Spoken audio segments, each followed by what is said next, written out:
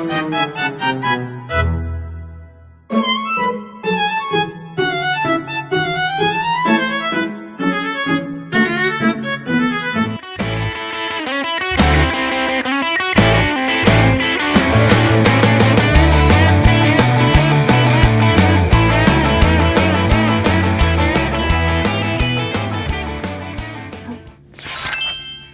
guys, welcome to the podcast.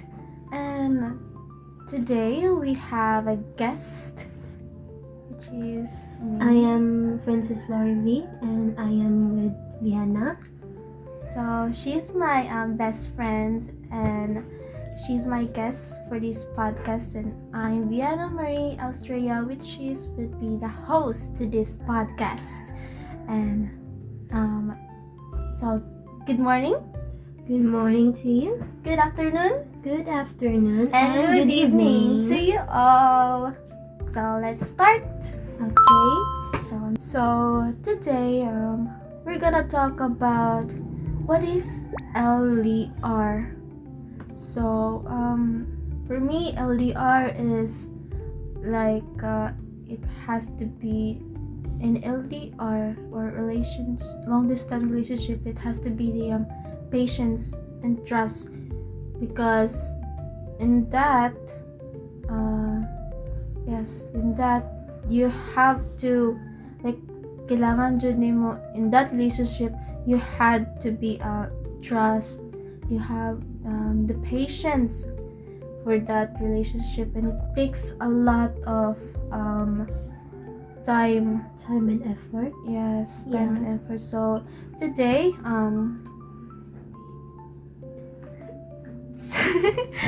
today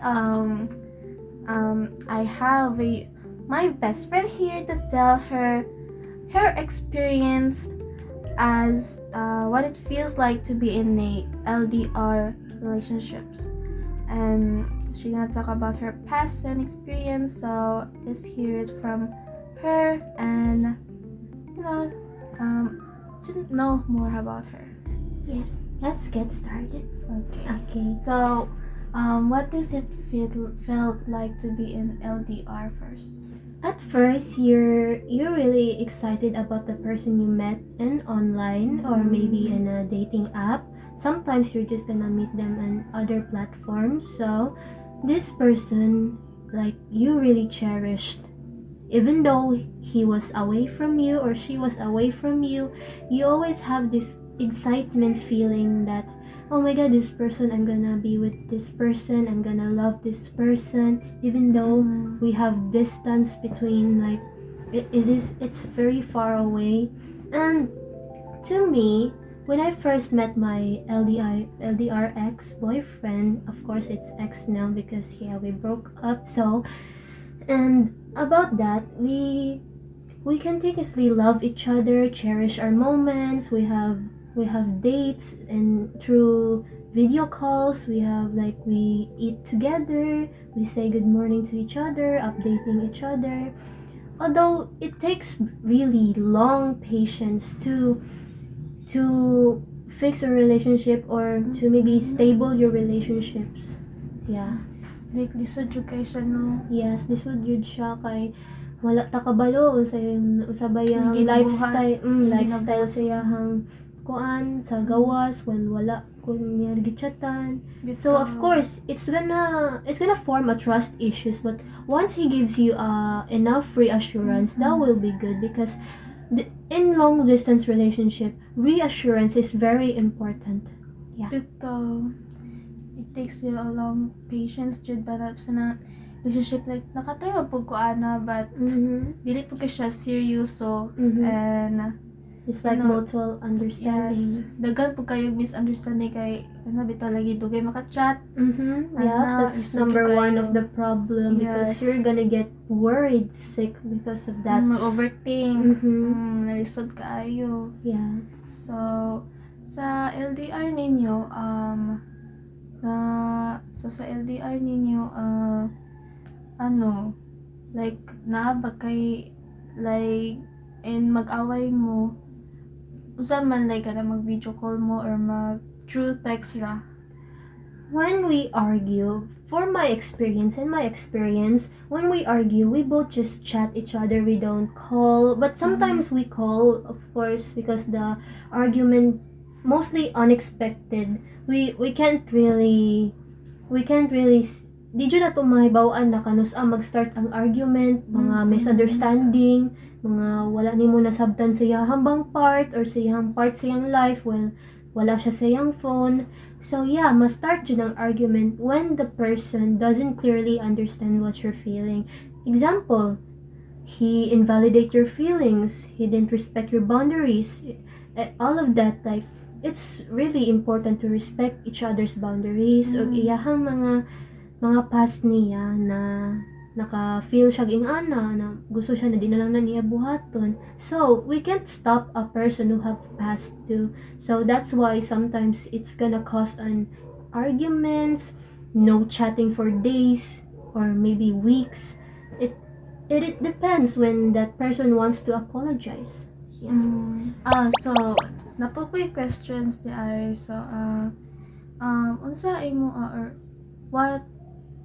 what will you do if kanang dili online or busy ang imo ang boyfriend niya nimo sa like in LDR relationship, like kanang usay mo ang buhaton, usay mo ginabuhat.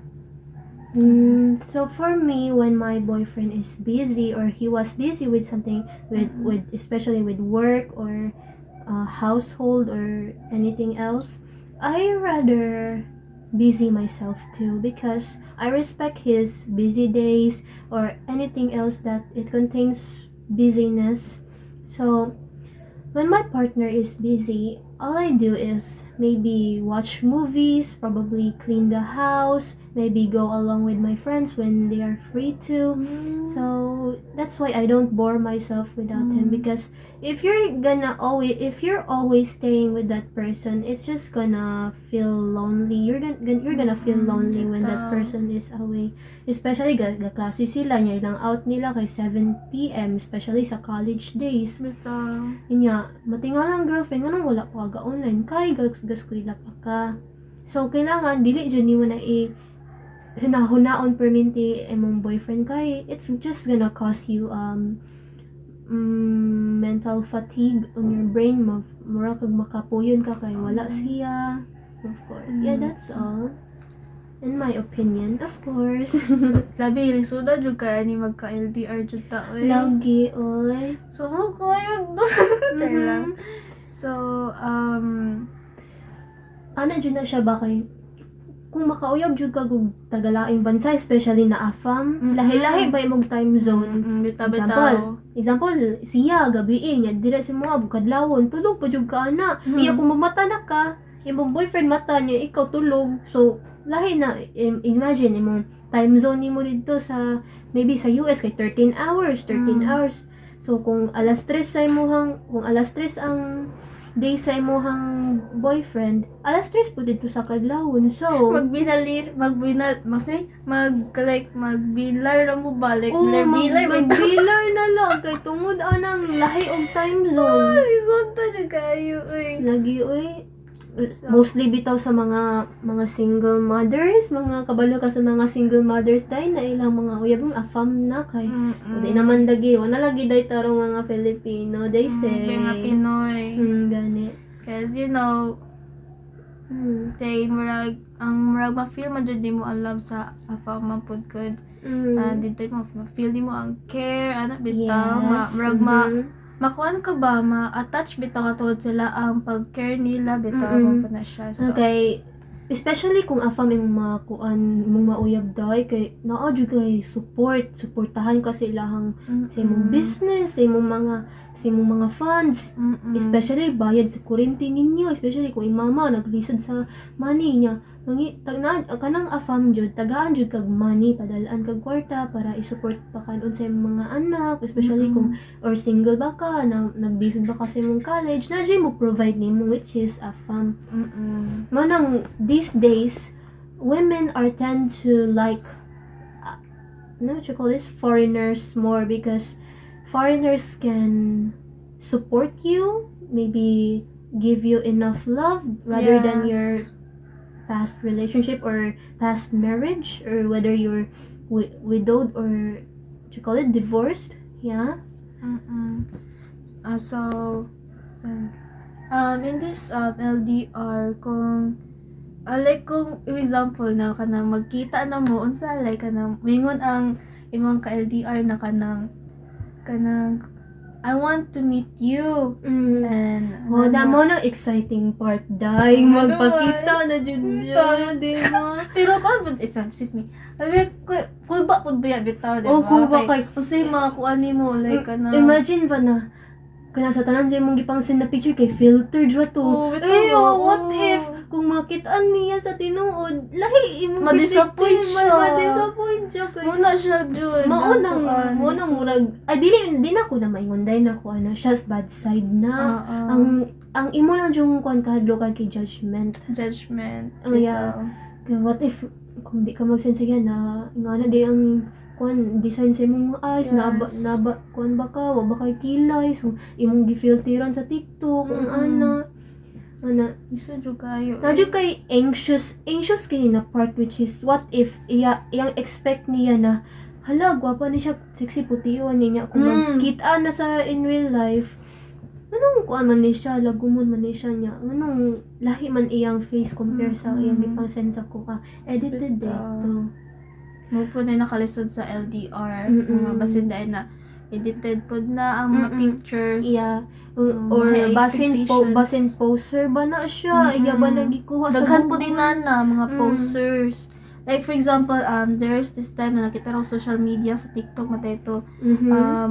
Nag-meet daw sila sa babae pero gahulat daw ang lalaki kay kuan daw wala daw ang babae ni abot. Mm-mm. So atoy kapila siya ka oras daw na hinulatan niya wala gyapon ni abot sa terminal man to sila gakita. Aha. And ato grabe gitatan niya di na mo chat.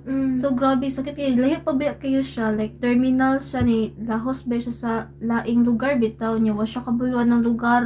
Mao ba? Oh, grabe ni balik naman. na lang dahil siya ang kuan dayon. Imagine ang iyahang effort it puts to waste. Gani. Mao dyan ang Manapod. dili ganahan ako kay mauban scammer mo lagi na Yes. sila mura sa Chinese ug nang pero kinuha ra din na sa Pinterest.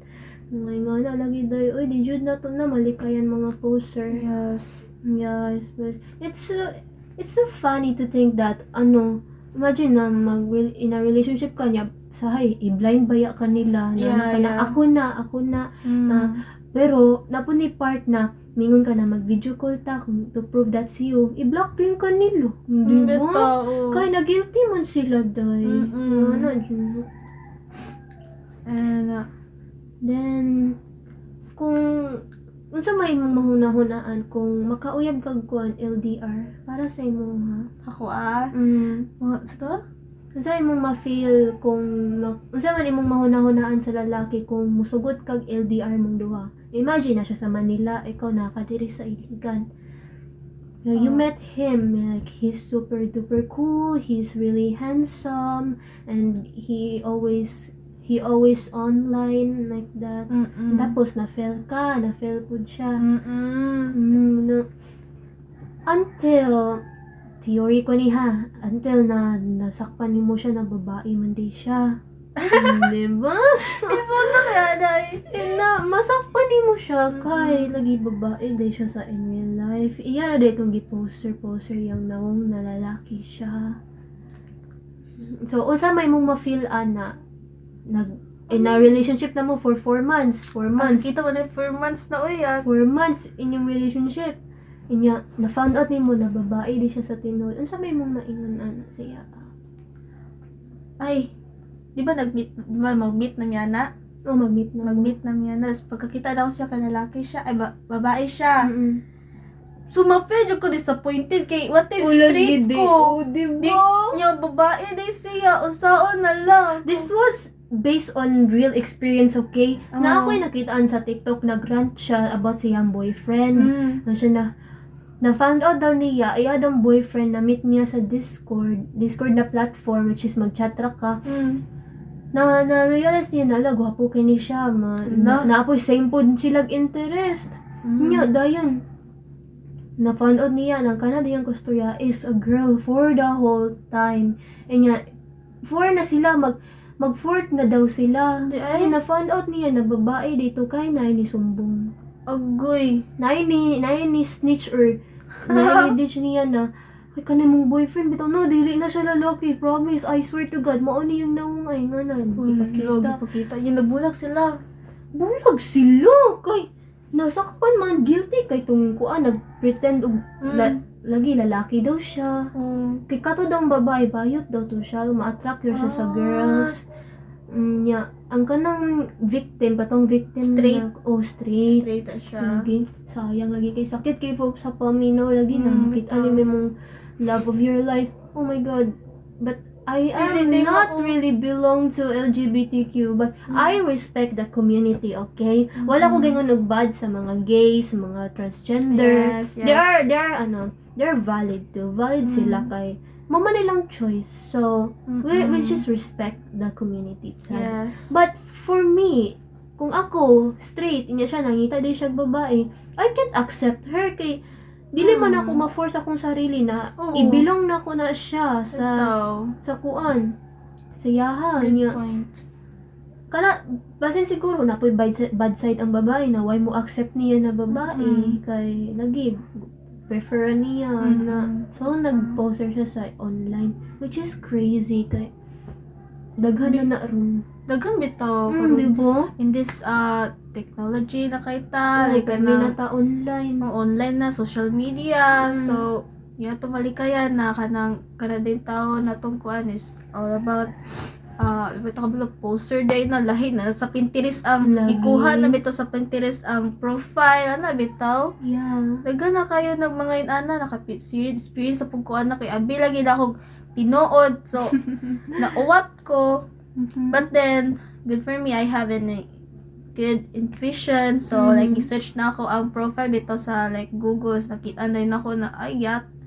Uy, Kung hindi siya Chinese ko, aman din siya Chinese abi bito, model. abi bito ko. Yeah, kapila jud ko na Nauwat. ana dai kay wala gwapo man din ni Chinese half Filipino daw. Half Filipino. Yeah, klaro na kinong ba suspicious jud ka na ano man yung nawang na kung Tagalog siya. Yun siya, I am half Singaporean, I am half American, I am half Chinese, Japanese. Hay, naku, mapanos na lang kanon ninyo ko. Imo na isagol-sagol, imong nationality. Diba? Diba? Sakto man ko. Chinese ka, pero imong sinulti panos. Lagi day, oy, kanang dili jud ni muna malikayan ang poster day kay basta long distance niya dili pa jud siya ganahan. Likayon guys. Ang akong advice sa inyo ha, kung ganing person, ang kanang person na dili siya ganahan makig-video call, di siya ganahan mag-update nimo pictures na daily pictures, kailangan mo dyan ng daily kay para i-appreciate nimo ilang beauty na imo siya i-compliment. And what if you sila die, that's not the one. That's not the one. It's kabalo naman ko nung kay mag-hide man na sila. Yes. Daghan na kay nanang ma'am. Dili na lang jud ko marag feeling ako mo give up na lang guro ko no. Masin kung unsao na lang ani tanan na lang siguro poster wala naman siguro tarong guro ron. Puros na babae. So like in LDR saan nimo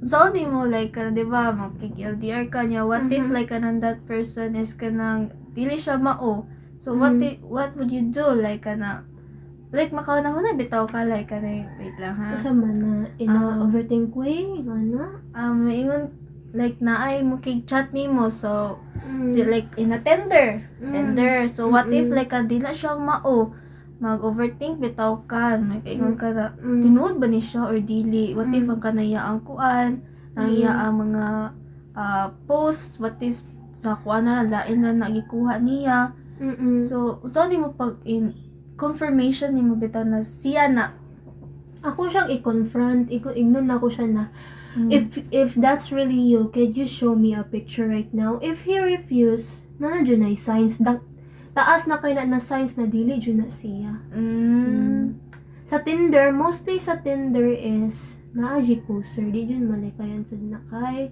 para lagi para makakita sa babae niya pag meet up mo dili din na mao niya ilag palang kidnapon Bitaw mo lang delikado po. delikado kay what if kuan ka kidnapon ka tapos kakabalo ilabton ba ka ano mo na pinaka dark way sa kuan sa internet Gabi na eh. kabantay ka to kato bitawng sa sinauna na kuan sinauna na sa Jessica Soho na katong babae na 10 years old na siya na meet up na kuan na guy sa internet sa Facebook tapos nag-meet up sila tapos labtan siya dai gipatay siya gipatay siya kato din lalaki Gilip siya. Oh my gosh. This is explicit guys ha I'm so sorry but this is true story jud girl ni siya na nagtuo siya na kana iyang boyfriend lagi daw na balag bata siya magbabalo naman gulta ng mga bata ron no maguyab-uyab naman jud pero nituo siya na lalaki ingon ang lalaki gusto kita makitaan ganun Dali po ba manipulate bitaw ang bata bata kay ilong mga bata aron kung say makita na sa internet mutuo jud na sila dapat kita jud mga parents kanang mga parents diha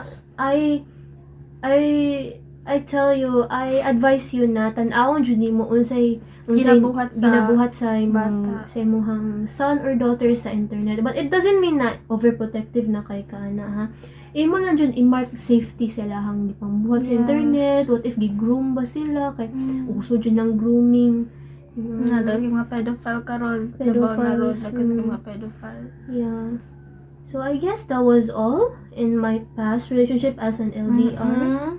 And yeah, thanks for listening. Wow. Dagan yung kaitan makatunan karon na podcast because of the experience and the past Like na ma-talk you about need to it watch out what they're doing. So like last question what advice would you give to the this generation laban sa mga bata pa bitaw for the last LDR sa LDR? Okay. For my last advice, when you meet a person in online, you have to make sure that is really them. You gotta make sure na mao jud na sila na person or kanang likayan jud nimo ng kanang suspicious jud sila if they don't accept what your request. Likayan na sila kay dili na sila tinuod. Or kung in a relationship ka niya, sakto na siya na kuan, you can in a relationship naman but my advice for you is patience. Dapat imo siyang i-trust. Imo siyang trust tapos forgiveness always. If the argument is constant argument na dyan, red flag na siya. You tell me that is red flag. Girlies, wake up. So gising guys, so don't be blind. Don't be blind guys. Kaya na parang mo na sa kuha sa una. Mga lalaki karon guys. And you know na wala na kayo my advice for you is like don't trust anyone from online. If you put trust naman dapat it takes a long time bitaw na like get to know each other, your preferences, and bitaw. So that is all. That is all for today in today's podcast. I hope you learned something from this podcast, guys, and I hope that you listen till this end. And that's all. So bye. Bye.